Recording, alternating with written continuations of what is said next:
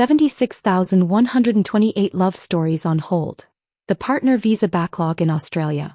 Once upon a time, in the mysterious land of immigration paperwork, lived 76,128 lovebirds, couples so deeply connected that not even 1,000 PDF files, biometric scans, or Form 888s could keep them apart. Well, almost. Because as of September 2024, these couples found themselves trapped in the ultimate long-distance limbo, the Australian partner visa backlog. Now, love is patient.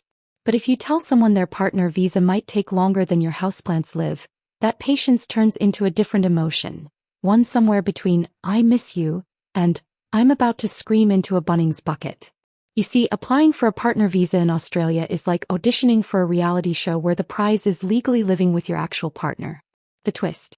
The judges are invisible, the rules keep changing, and no one tells you when or if you've made it to the next round. It's like The Bachelor, but instead of roses, you're handed requests for additional evidence and sent back to the waiting room. Now let's not forget the documents. If love were measured in pages, Australian partner visa applicants would be Olympic champions. There's the relationship timeline, the joint financial evidence, the travel history, the Instagram photos that somehow prove you're real, and the all-important statutory declarations from friends and family who suddenly become expert witnesses in the courtroom of love. One applicant said her grandma had to write a letter confirming she saw her and her partner watching The Block together in 2021. Another guy submitted 183 WhatsApp screenshots and was asked for more. If Shakespeare were alive today, he wouldn't write sonnets. He'd be building folders on Google Drive titled, Evidence of Genuine and Continuing Relationship. And yet all this dedication leads to a backlog. Not a cute little pile. A mountain. As of September 2024, there were over 76,000 partner visa applications stuck in the system. That's not a queue, that's a full stadium of people waiting to hold hands legally. So what's the deal? Why does the process feel like trying to stream Netflix on dial-up? For starters, Australia's migration intake is tightly managed. Partner visas are part of the family stream, and while love may know no bounds, immigration quotas certainly do. Each year, the government decides how many people can legally love each other. Which feels a bit like trying to regulate how many hugs are allowed per day. In 2023, they increased the partner visa allocation and everyone got excited. Maybe this is the year, they said. Maybe the application tracker will move, they hoped. And then, well, the tracker didn't so much move as vibrate slightly before crashing. Some people joke that the Department of Home Affairs uses a dartboard to select which visa to process next. Others believe there's a lottery system involving kangaroos and secret envelopes. The truth is, there's a combination of bottlenecks, under-resourced staff, manual processing steps, and an ever-growing mountain of relationship proof to check. Someone out there has the job of reading through hundreds of couples' anniversary captions and deciding which ones sound genuine. Let's also talk about the emotional gymnastics involved. You're expected to live your life normally while not knowing if you'll be separated from your partner for 6 months or 6 years. You plan your future in permanent maybe mode. Want to have kids? Maybe after the visa. Want to buy a house? Maybe after the visa. Want to adopt a cat together? Let's wait until the case officer responds to our photos from that Christmas in 2019. Then there's the money. Partner visas in Australia are among the most expensive in the world, costing upwards of $8,000 Australian dollars. And that's before you count medical exams, police clearances, agent fees, and the emotional cost of yelling "Why is it still received?"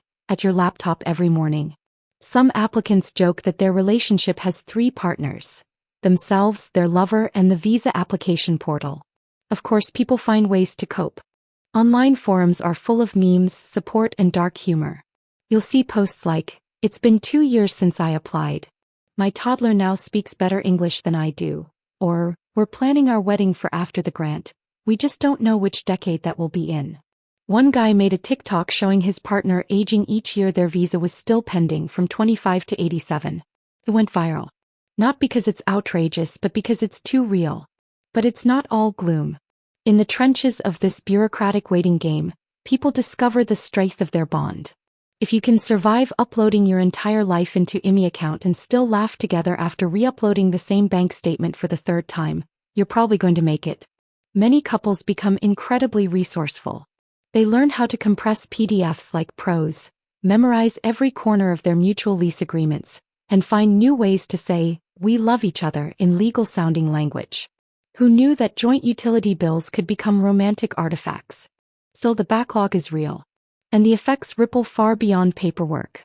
For many, it means years apart from loved ones, missed birthdays, anxiety, and not knowing if you'll be able to live under the same roof legally. It's love with a loading screen. The Australian government occasionally promises reform. They speak of streamlining processes, speeding up grants, and reducing the queue. But for applicants still stuck in the system, those promises feel a bit like trying to download hope on airplane Wi-Fi, slow, unstable, and always just out of reach. And yet, they wait. Because love, unlike immigration policy, isn't managed by quotas. It persists. It adapts. It holds on through time zones and technical issues and requests for more recent photographs. Maybe that's the most powerful part of this whole mess. The resilience. The everyday choice to stay connected, to keep hoping, to keep sending each other TikToks and texts and blurry selfies, even when the visa still says received. Maybe the biggest proof that these relationships are real isn't in the files or forms, but in the patience, the perseverance, and the quiet, stubborn belief that one day soon the wait will be over. And until then, they'll keep checking that email inbox. Every single day.